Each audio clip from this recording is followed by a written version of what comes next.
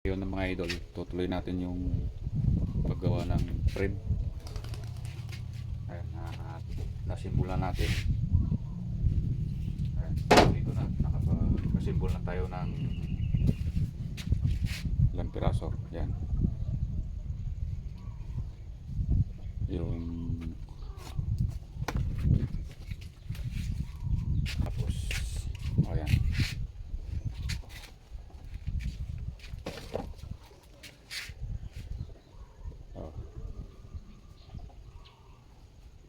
yan, pagka nabarnisan natin ito, ayan, lilitaw yung frame nya. Abangan nyo lang mga idol kapag natapos na natin. Matagal na ito kaso ngayon ko lang nailabas.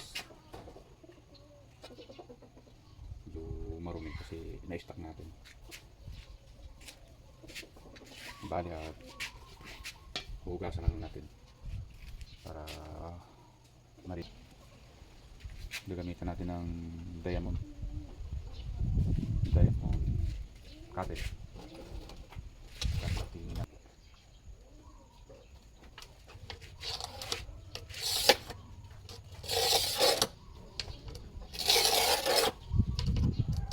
Kasi ilang beses na natin nagagamit, pero pwede pa naman, pwede pa.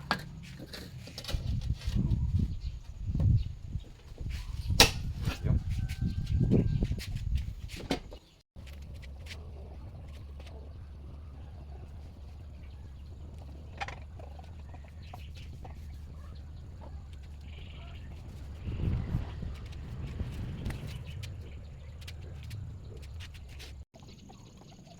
Balik.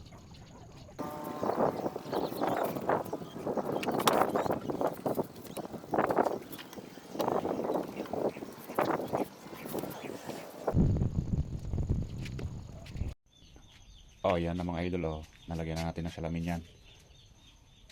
Yung varnish na lang ang kulang dyan sa kanyang frame para lalabas yung frame nya, yung kulay nya. Ayan, tatabasan pa natin yan sa gilid. Ayan. Okay na siya mga idol. Papainal natin yan ng varnish. Okay. Oh, ito na mga idol. Babarnisan natin.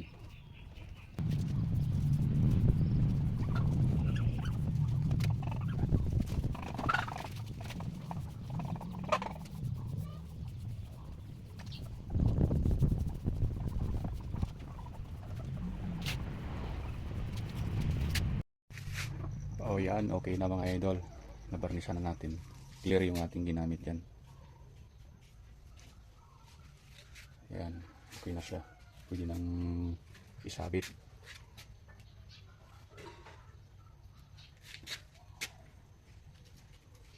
Ayan, yung kung napapansin nyo, no? Yung pinaka groove nya, may groove siya, pinaka design. Clear kasi siya mga idol para lalabas yung kanara nya. Ayan.